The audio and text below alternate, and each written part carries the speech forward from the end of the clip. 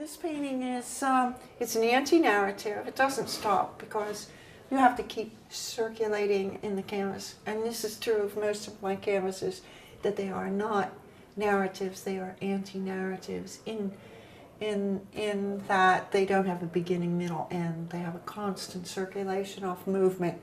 And the viewer tends to circulate as well throughout the canvas. This is the early 1930s in Berlin. We have Café Megalomania, which is the title of the canvas, and the Café Megalomania actually existed in Berlin during that period of time. People were migrating into Berlin in great droves from Eastern Europe and Russia and the northern Arab states. They were coming through, for various reasons, coming through Istanbul and Turkey, and then coming straight up to Berlin in Germany. In the meantime, so this was cafe society, and of course megalomanias came to the cafe, and these megalomaniacs were writers, painters, poets, statesmen,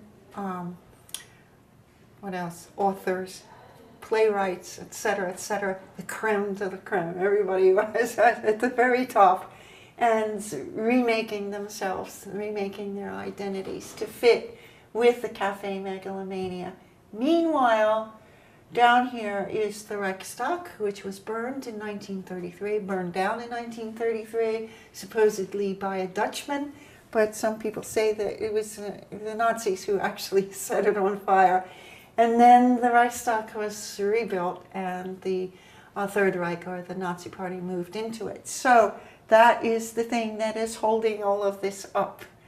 And so we can see a little bit of what is going to happen to that cafe and to those people who get scattered all over Europe and into the rest of the escape routes in the world.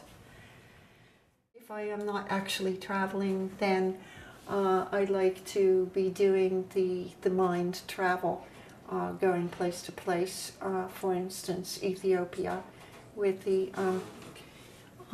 piece called Emperor Selassie, which gives you a little bit of a history of the country.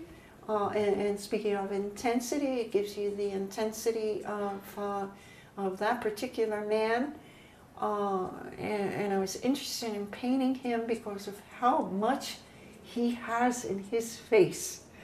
You know, he's got the sternness of a father, he has concern, he has sorrow, he has a great intellect, and a very, very powerful mind. I see all of that in his head, which is why I first came to it and decided to paint him.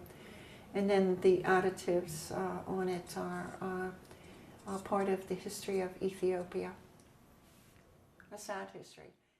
This canvas here is I'm working against this natural affinity for color. I'm working against that by going into this range of grays and muted colors, which I find to be very interesting. A painter can play within all those different ranges of color and detail, illuminating detail, looking for this, miasmatic, fluctuating heads and bodies and costumes. In order to distort, in order to keep things that fluctuate in a kind of inner logic, with an inner logic working, you need to have that experience with the whole architecture or anatomy of the person, the body and the head, under your belt, in order to do it.